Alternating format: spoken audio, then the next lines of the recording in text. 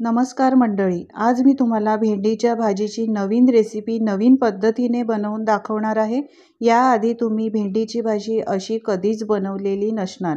ही भाजी खायला जितकी टेस्टी आणि चटपटीत लागते, बनवायला सुद्धा तितकी सोपी आहे।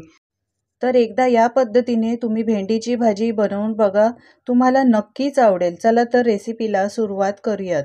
तर भेंडीची भाजी बनवण्यासाठी इथे मी पाव किलो भेंडी घेतलेली आहे। भेंडी आणून स्वच्छ धुतली आहे, त्यानंतर सुती कपड्याने चांगली पुसून घेतलेली आहे। भेंडी ओली ठेवायची नाही अजिबात, सुती कपड्याने पुसून घ्यायची आहे। त्यानंतर याचे मागचे आणि पुढचे देठ कापून या मोठ्या मोठ्या पीसेसमध्ये कापून घ्यायचे आहेत, म्हणजेच याचे मोठे तुकडे करून घ्यायचे आहेत। भेंडी बारीक चिरायची नाही। तर तुम्ही पाहू शकतात मी अशा पद्धतीने भेंडी चिरून घेतलेली आहे, म्हणजे एका भेंडीचे 2 तुकडे केलेले आहेत। ही भाजी बनवण्यासाठी अशाच प्रकारची भेंडी कापून घ्यायची आहे, लहान कापायची नाही। चला तर आता यामध्ये मसाले घालूया। पाव चमचा हळद पावडर घालायची आहे। एक मोठा चमचा काश्मीरी मिरची पावडर घालायची आहे, यामुळे कलर खूप छान येतो। 1 चमचा धणे जिरे पावडर घालायची आहे। तुमच्याकडे जे मसाले घरात अवेलेबल असतील ते तुम्ही इथे वापरू शकतात। अर्धा चमचा किचन किंग मसाला वापरलेला आहे। तुमच्याकडे अवेलेबल घरात नसेल तर तुम्ही गरम मसाला वापरला तरी सुद्धा चालेल। अर्धा चमचा बेसन घालायचं आहे। बेसनमुळे भाजीला बाइंडिंग चांगली येईल आणि मसाले व्यवस्थित लागले जातील।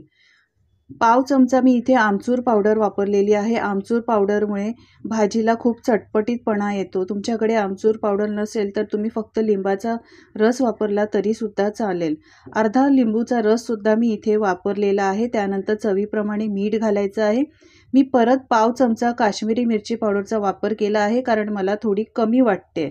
आता मी इथे 1 चमचा मोठा तेल घेतलेला आहे। तेल तुम्ही कोणतेही वापरू शकता, शेंगदाण्याचं तेल, खोबरेल तेल, राईचं तेल सुद्धा वापरलं तरी सुद्धा चालेल। आता हे तेल या भाजीवर असं घालून घ्यायचं आहे।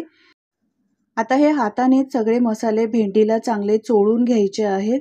अशा पद्धतीने हाताने चोळल्यामुळे भेंडीला मसाले चांगले लागले जातात आणि भेंडीची भाजी चांगली चविष्ट बनते। तर तुम्ही पाहू शकता सगळे मसाले मी अशा पद्धतीने या भेंडीला चोळून घेतलेले आहेत।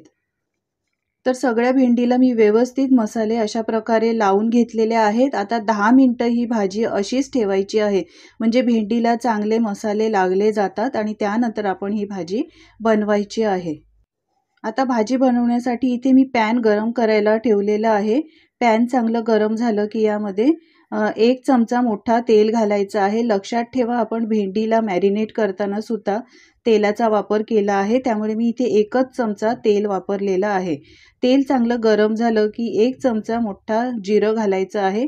जिरं चांगलं तडतडू द्यावं, म्हणजे चांगलं गरम झालं पाहिजे। गरम झाल्यानंतर इथे पाव चमचा मी मेथीचे दाणे घातलेले आहे। मेथीचे दाणे घातल्यामुळे भाजीला चव छान येते आणि भाजी पौष्टिक देखील बनते। फोडणीमध्ये नेहमी मेथीचा वापर करावा, यामुळे भाजीची चव अधिक वाढते। आता इथे मी हिंग पावडर वापरलेली आहे। हिंग पावडरमुळे पचनास काही प्रॉब्लेम होत नाही। यानंतर 10-12 लसणाच्या पाकळ्या मी ठेचून घेतलेल्या आहेत, त्यासुद्धा या तेलातच चांगल्या परतवून घ्यायच्या आहेत। तुमच्याकडे लसूण पाकळ्या नसतील, आलं लसूण पेस्ट असेल तर तुम्ही त्यासुद्धा वापरल्या तरी सुद्धा चालेल।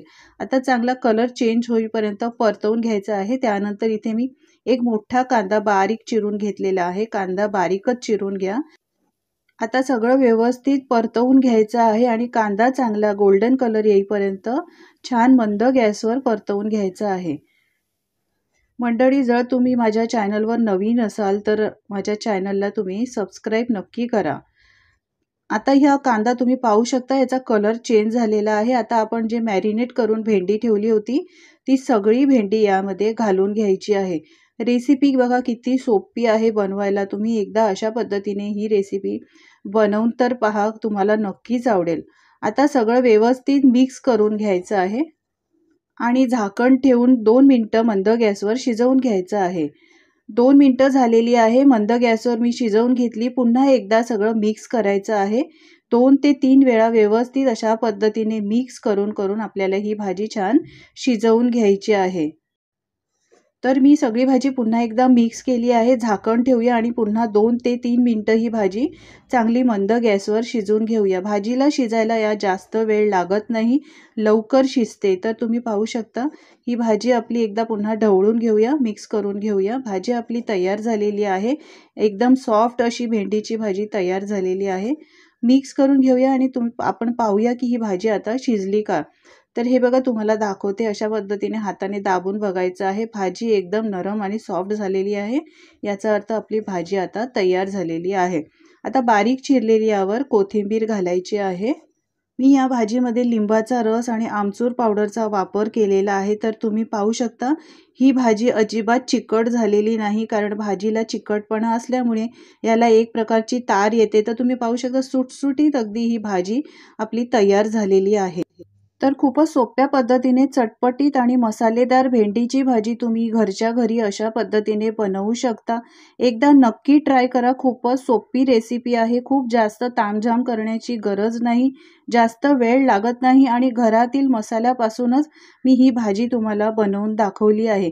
तुमच्या घरच्यांना ही भाजी नक्कीच आवडेल. तर एकदा बनवून ट्राय करा आणि मला सांगा ही रेसिपी कशी वाटली तुम्हाला. रेसिपी जर आवडली असेल तर लाईक करा, शेअर करा आणि माझ्या चॅनलवर जर तुम्ही नवीन असाल तर प्लीज चॅनलला सबस्क्राईब करा. यामुळे नवीन व्हिडिओ बनवण्याचे मोटिवेशन आम्हाला मिळत राहते.